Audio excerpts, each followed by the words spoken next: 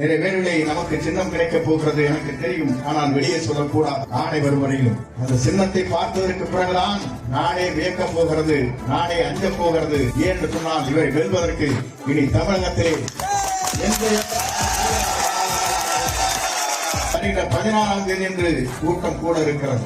இந்த கூட்டத்தை பார்ப்பதற்கு பிறகு கொங்கு மண்டலமே வியக்கப் போகின்ற வரலாற்று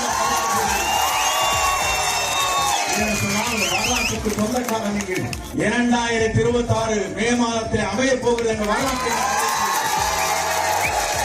பிரார்த்தித்தலை எப்படி வெண்ணி காட்டினார்களோ அதே போல இளைஞரின் எழுத்து நாயகனாக இருக்கிற மக்கள் சக்தியோடு விஜய் அவர்கள் எந்த சக்தியாலும் நிறுத்த முடியாது.